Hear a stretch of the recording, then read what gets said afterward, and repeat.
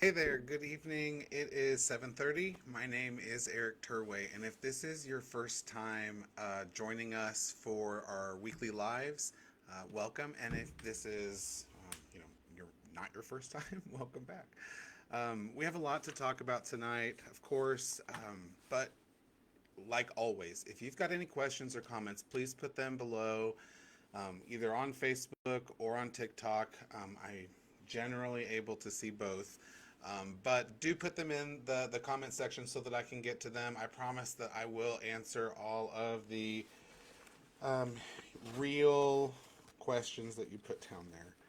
Um, all right, so the biggest thing, of course, to talk about and has been for a while is how this war is affecting your wallet, how this war is affecting everyday Oklahomans. And one thing that I think we really need to start, or you're going to start paying more attention to, whether you like it or not, is that the oil that left the Middle East on its way to the United States way back when this war started, all of that is basically arriving and has already arrived.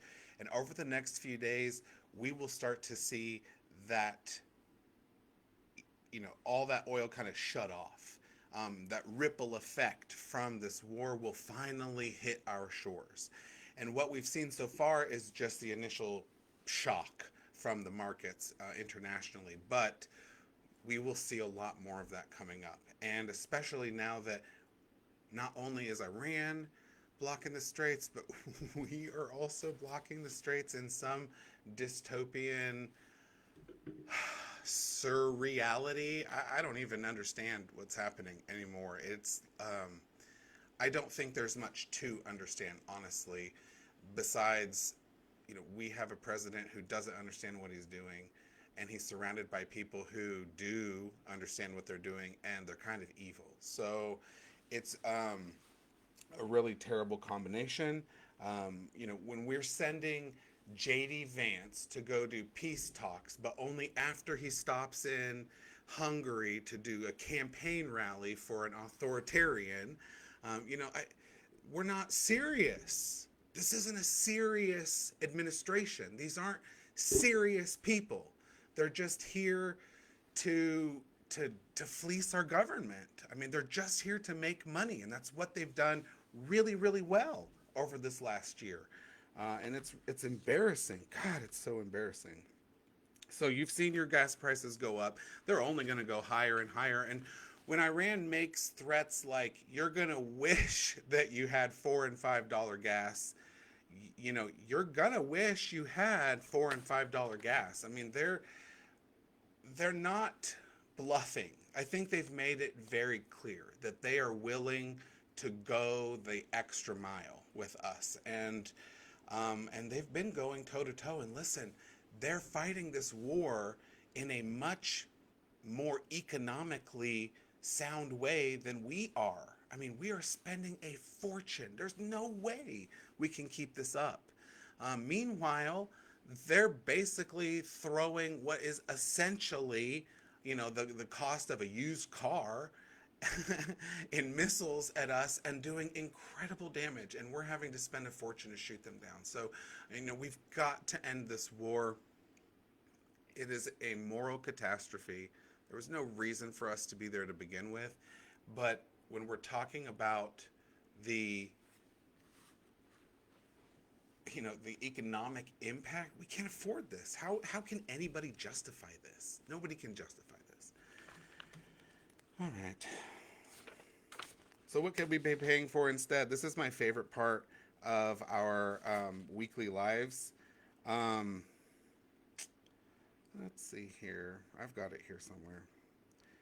We could have funded all of our rural hospital infrastructure for decades, of course. Remember that we could have fully funded Oklahoma public schools for 15 plus years. Again, I like to think of this as if we had done some investment bombing instead of some military bombing. And we just kind of said, you know what, Oklahoma, we're going to drop so much funding on you, you can't help but be successful. Imagine if we did that to every state that needed it over the next, 30 years or whatever. Just one state a year. Here you go. Here's a lot of investment, and this is your year. Man, that would really transform the lives of those people. Um, yeah, we're dropping the amount. So the amount of money that we have spent to drop the bombs on Iran is more than all of the money that this entire congressional district makes. Like the entire thing, several times over. I mean, we couldn't even afford this if we wanted to. It's ridiculous. So that's the Iran war. Am I Erik? Yep, I'm Erik. Let me go back here. Let's see here. I don't know your neighbors. I'm sorry.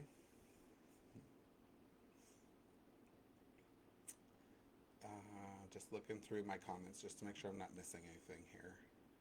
Nothing important. Again, I do want to thank you guys for showing up tonight. If you have any questions, drop them in the comments below. Don't be hateful, don't be rude. We've got people to make sure that you're not. So it won't be seen for long. And every comment you make, I'm just going to remind the trolls, helps push us out there, honestly. So we're going to tolerate it as long as we can, just to help us get the algorithm going. So, keep it coming. The other big piece of news that I think is really important for us to talk about, especially as Democrats, is kind of twofold. It involves the Eric Swalwell controversy in California, and it also involves the John Waldron controversy closer to home here in Oklahoma. So I think that these two things go pretty much hand in hand.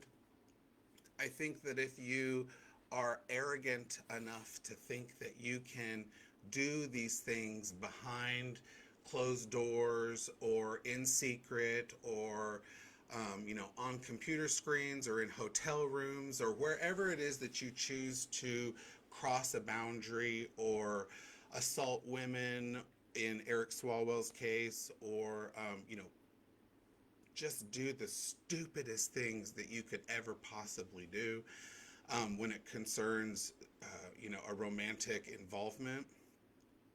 We don't have any time for that. We don't have any place for that. And if you are arrogant enough to think that you could do that and then serve the constituents of your district, no matter how big or small that is, then when you are found out, you will absolutely be pushed to the sidelines. Your voices won't have any weight because you did nothing but cover up something awful. You should have owned it when you did it. And when you were found out, you shouldn't push back like a petulant little child. And yeah, it's great that a lot of these guys are like, oh gosh, I'm sorry. And no, you're just sorry you fucking got found out. That's what you're sorry about. And as a guy, I know that that's what you're sorry about, you arrogant pieces of shit. You should step aside. You should step down. And you should apologize to the entire, not just your constituency, but the entire party that backed you. A lot of people across the country backed Eric Swalwell. He owes them an apology. And John Waldron, he rallied support from a lot of Democrats in this state. He promised a different way of doing things, and then he brought that good old boy bullshit right to our front fucking door. And I don't have any patience for that. So my message is to him, good. I'm glad you're not running for a re-election, but if you had any integrity, you would step down and you would diss a fucking peer. Shame on you. You make me sick. And that's how I feel about that. So I don't have any tolerance for that. I think that if you are in a position of power, then you need to have more integrity. And if you don't have any integrity, you shouldn't be in the public sphere. Anybody who does that kind of stuff should be absolutely swept aside. Fine, have your private life. I hope you get prosecuted for any criminal activity that you've participated in or any crimes that you've perpetuated. But if you haven't and you're just a scumbag, go be a scumbag, not on our dime. And that's the long and the short of it. Um, okay. No, our Congress isn't helping us right now, and that's clear. They're busy abusing their power. They're busy. They're busy giving up their power. Congress has a duty. They have responsibilities. There are constitutional requirements of Congress that they have not executed. They have not lived up to the oath that they took when they were elected to office. And so, um, we've got to change that. We've got to make sure that we have a Congress that understands that, the power of the purse belongs with the people and not one man. Because when they've given it up to this one person, we see the catastrophe that that unfolds. It's not up to one person to decide how that should be. And our founders knew that. They gave that power to the House, to the Senate. We are to decide how that's done, not the president. And so we've got to get back to respecting the Constitution. We have to get back to understanding what it is that they were sent there to do.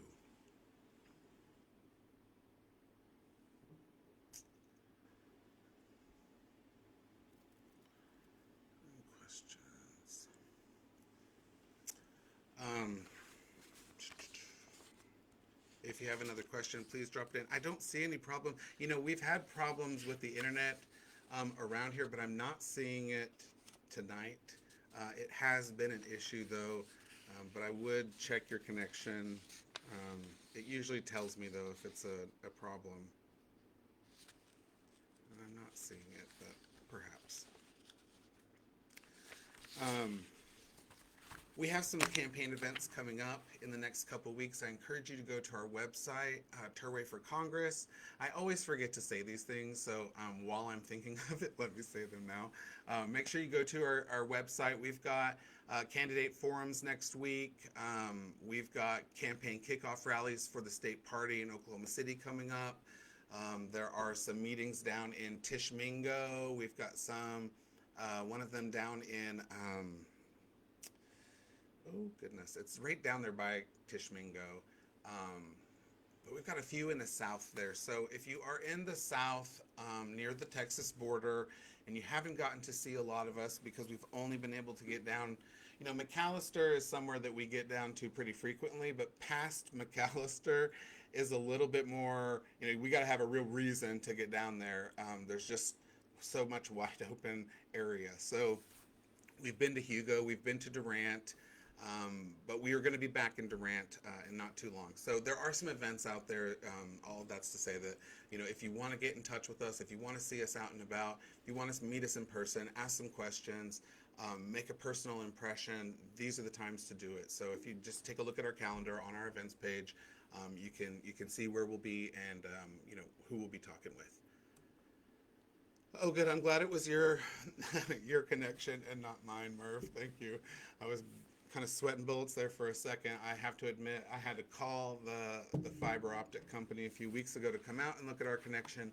And then today, my heart sank because I saw them in the alley working on my neighbor's connection, and I thought, oh gosh, no, not today of all days. So luckily, they didn't mess with with anything on my end, and I am thankful for that. I do want to point out too that I have really kind of gone out of my way not to talk too much about President Trump, um, mostly just kind of deal with the policies. But we've come to a point where I believe that Congress has a duty to impeach this man. He needs to be removed from office. And I know that there is, we could invoke the 25th Amendment.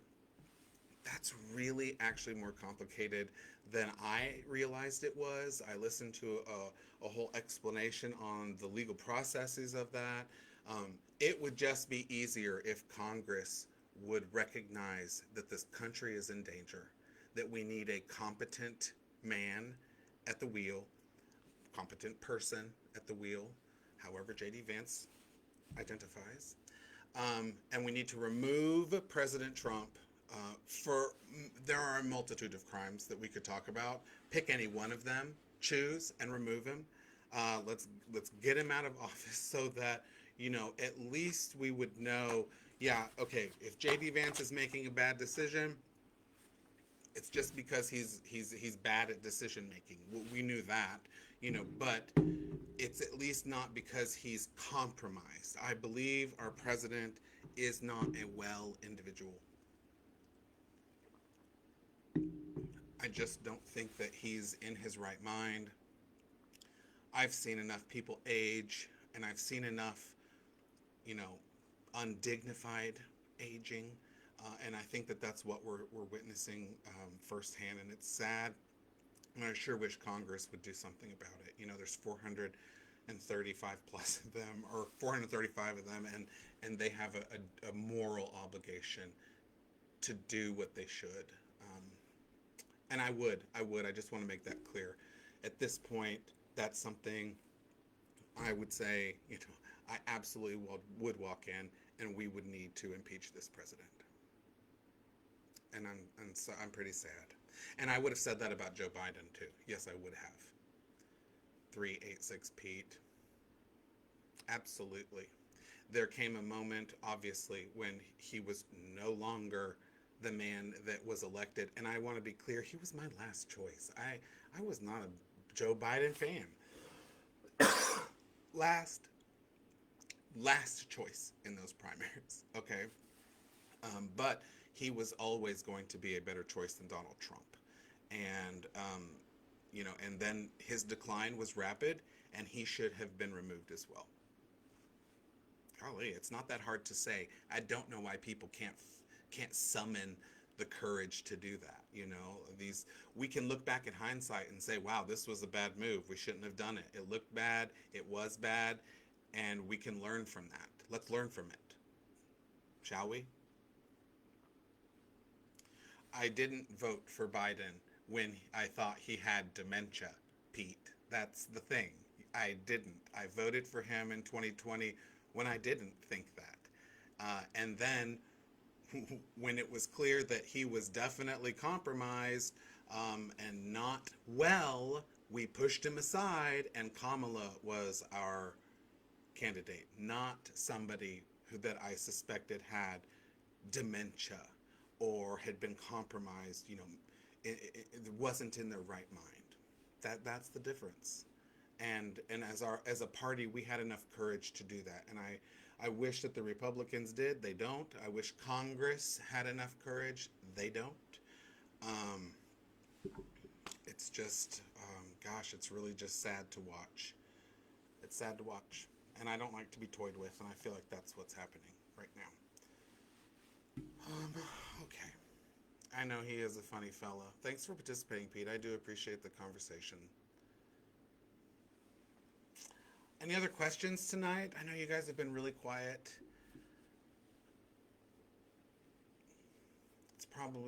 You're probably just worried about gas prices. I am too. Yeah, we're going to be flipping Oklahoma from crazy.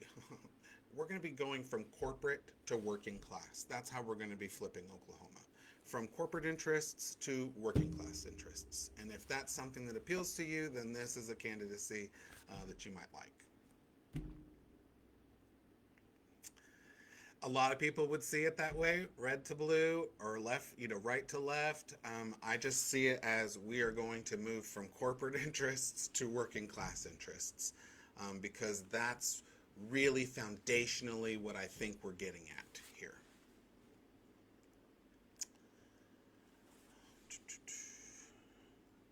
A border.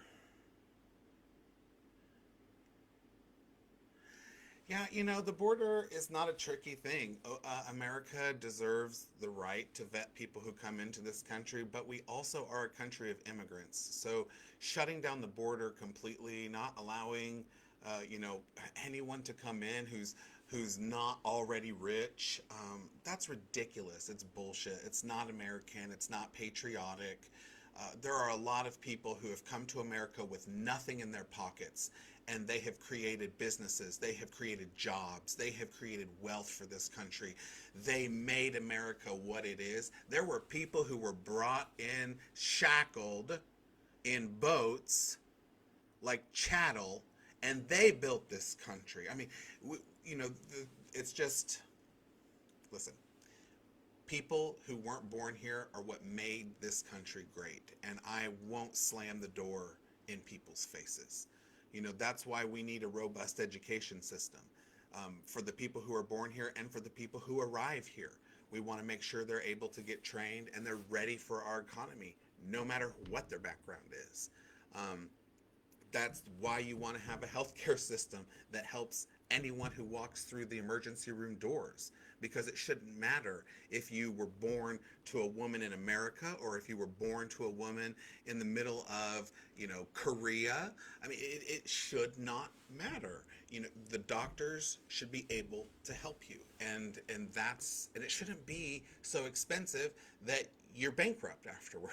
That's a ridiculous thing that's happening, and we've got to make sure it's not. And so, you know, that's something else that's got to be changed. I appreciate that, Acer. I wish you lived in Oklahoma too. Listen, anyone who's not in Oklahoma, or if you see any candidate out there that you like, follow them, share their content. That's a way that you can help them out. I know you can't give them your vote, and maybe you don't have any money to donate, and that's okay too. But you can absolutely help them get their message out, and be proactive about that. Be really proactive. And there you go. There we go. They just started following. Thanks, Acer. I appreciate that. I love it. I love it. That's action right there, people. I mean, that's really what it's all about. Just making sure that you're getting the message of good candidates out there. That when you talk to people, you're like, holy crap, you're never going to believe I heard a great candidate, and you're not going to believe where he's from. And just sharing that. That's all it's about. Just word of mouth. That's the most powerful political ad that ever existed and ever will. So I really appreciate that. Do you think the phrase separation of church and state says our government can't endorse Christianity? I think that it means that our government can't endorse any religion. We're supposed to be a secular nation. You are allowed to practice whatever religion you want to practice, but you can't impose that on other people. And when the government starts creating laws that are directly related to any one particular religion, then that's what they're doing. They're imposing their religion on someone else. And so, yes, you know, I absolutely believe that the separation of church and state means that you cannot be endorsing one religion over another. I am here in Oklahoma. I'm located in Bartlesville, Oklahoma, which is north of Tulsa. My district is CD2, which is like the entire eastern third of Oklahoma.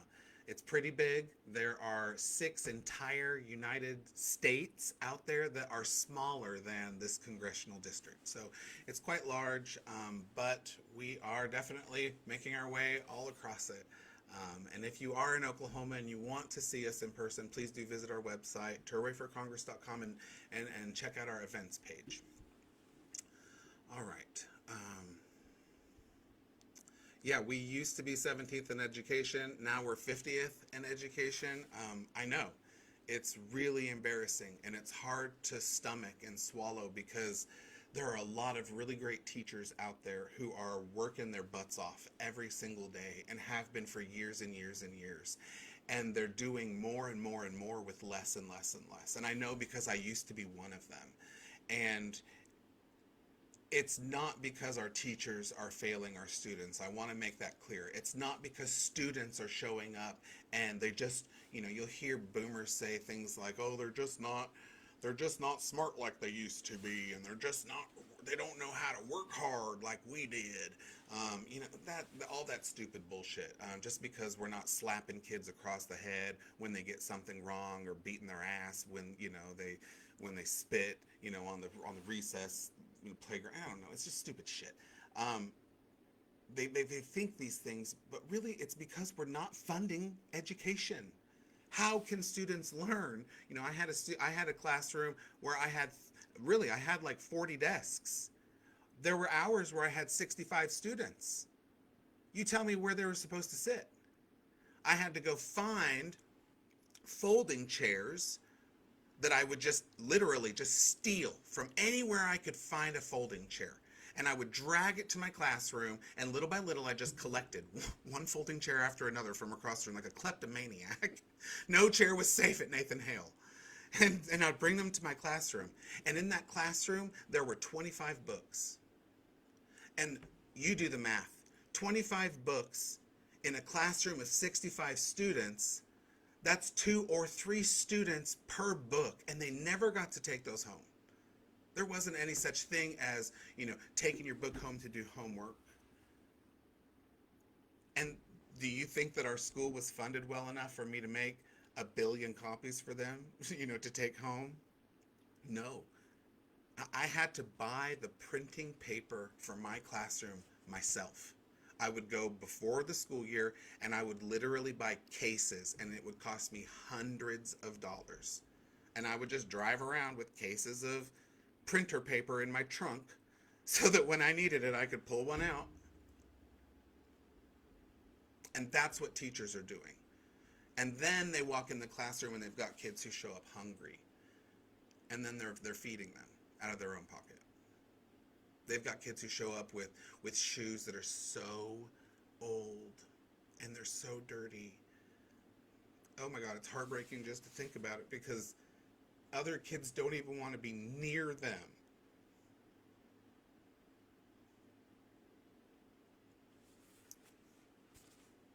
And then you will go buy them clothes. Because what's the alternative?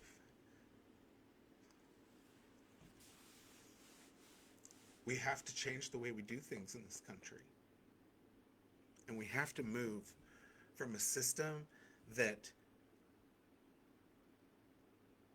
benefits only corporations and billionaires and starts being responsive to the needs of actual working class individuals. That's what we need.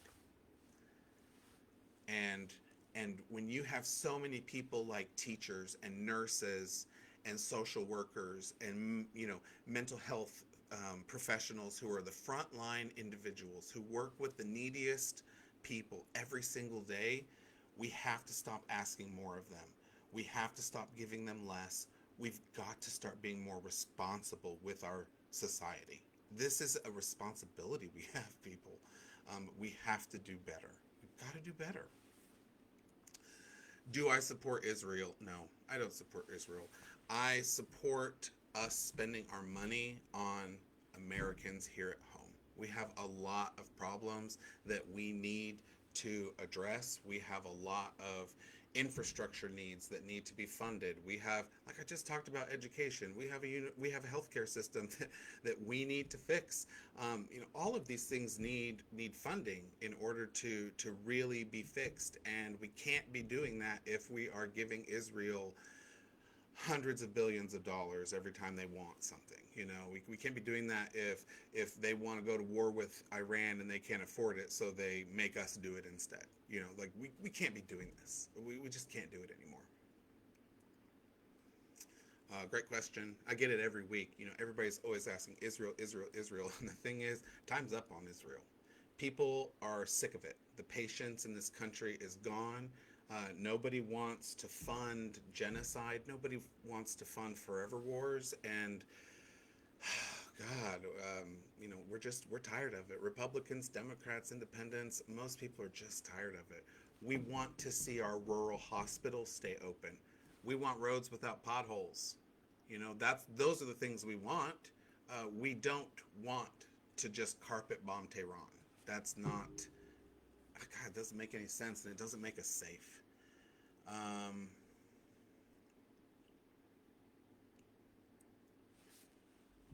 Healthcare for America, exactly. My party, I'm a progressive. I am pro-working class. Someone asked, what are we doing here? What are we flipping Oklahoma from? I'm flipping it from corporate to working class. And if party labels mean that much to you, then I'm a Democrat. And but you should know I'm not a normal stripe Democrat. I've got some real problems with my party. I don't think that it's working class responsive. I think that it is still entangled too much in corporate interest. It's still entangled too much in foreign interests. Um, and we've got to end that. We've got to end that as a party. We've got to end that as a country as a whole. And one thing that I should mention, I'm a part of a group called Take Back Congress, which is a coalition of candidates across the country who believe in making sure that Congress isn't, when I'm done in Congress, I shouldn't be a lobbyist, because that's part of this cycle of dirty money and dark money and foreign influence, is that people get to Washington, APAC and other lobbyists get a hold of them. Then when they're done with them, they offer them jobs because they know how to work the system. They send them back into Washington, talk to their friends, do all the elbow rubbing. I mean, it's really kind of disgusting when you look at it. It's just a big giant money grabbing enterprise. And one of the ways that we stop that is making sure that congressmen are barred from becoming lobbyists. You overturn Citizens United. And these are things that BAC stands for. Gun rights, that's a great question. Hold on one second.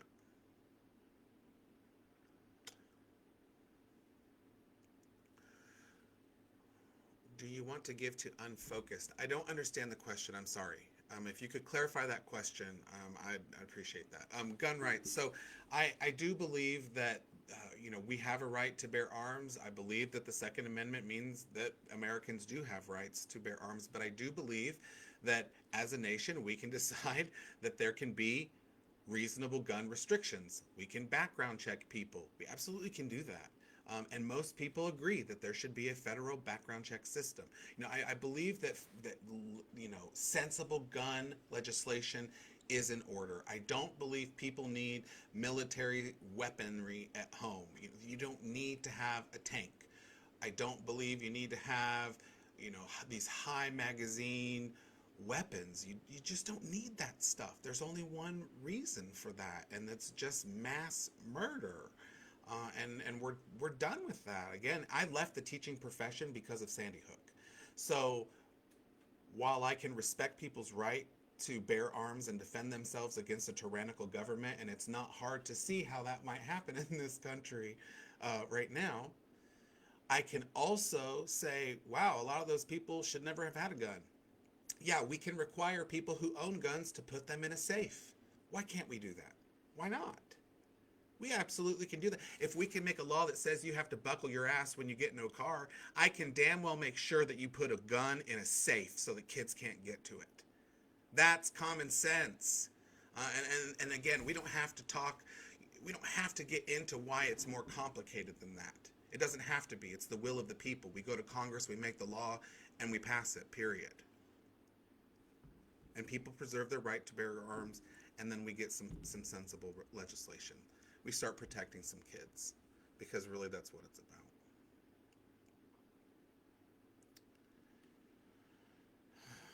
Okay, sorry, let me shoot. American money should be for America. Yes, absolutely, I do believe that. I think that when we're producing more wealth here, when we are taking care of people here, and they are gainfully employed, and they are living their best life, and they are doing the things of their dreams, and that we're going to create wealth and prosperity here enough so that we can share abroad. But we're not there today. We're not there when our veterans are sleeping on the streets. We're not there when we're cutting SNAP benefits and kids are going hungry. We're just not there when we have people who are dying because they're denied health care coverage and they can't go get the services they need to save their lives. We're just not there.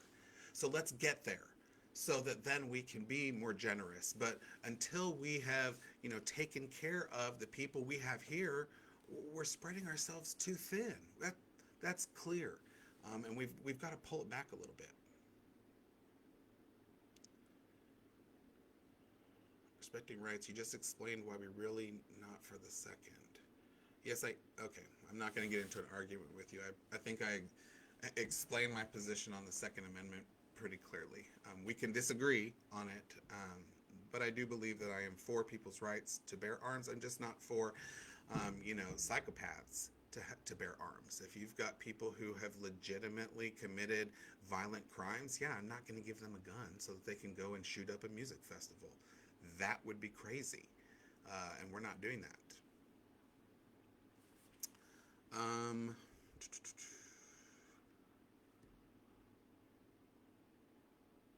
Undocumented, no.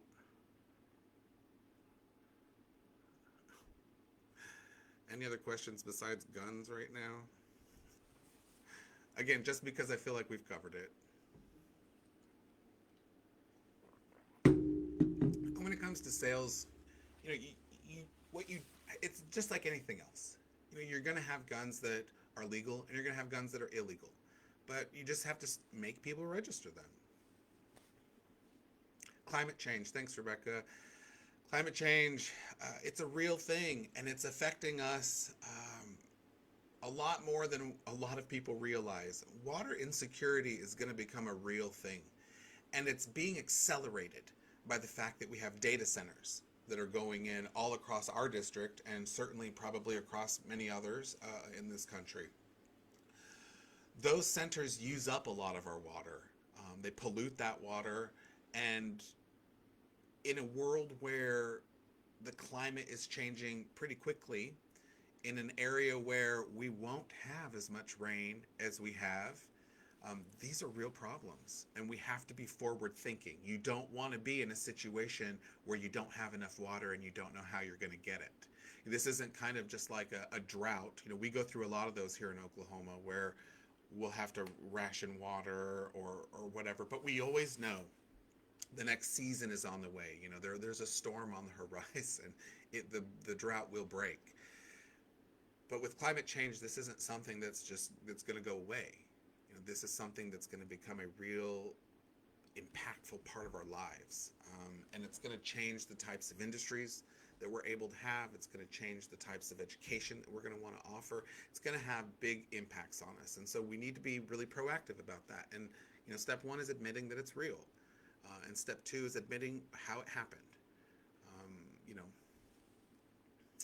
Yeah, I don't believe, so talking about voter rolls, gosh, I hate that our Attorney General has complied with the federal government and just completely rolled over and given them data they shouldn't have. I believe that states, as lined out, the Constitution lays it out pretty clearly. It says that states run elections, and that data should have stayed with states. I find it really sad, disgusting that he's playing politics with your information, but there it is.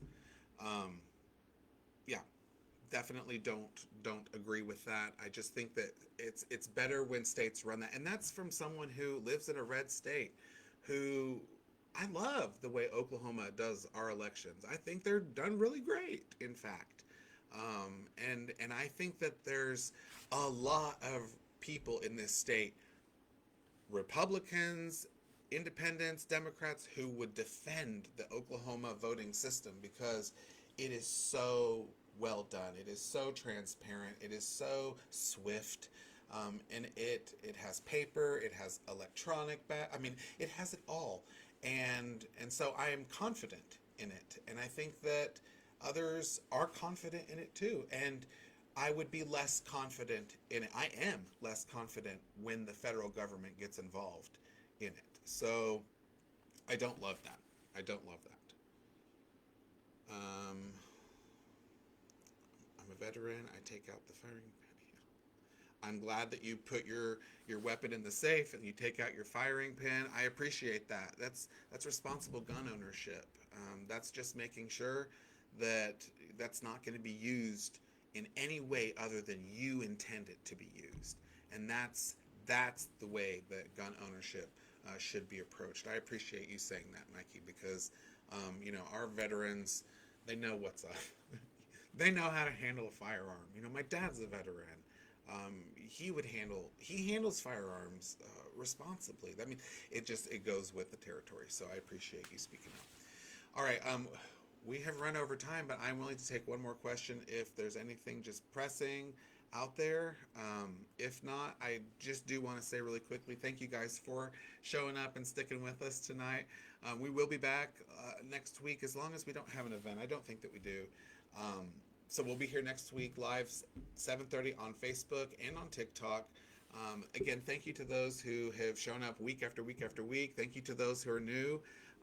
Do share out our content if you can. Like our other social media handles. You can find all of them on our website, but I really appreciate all of the input.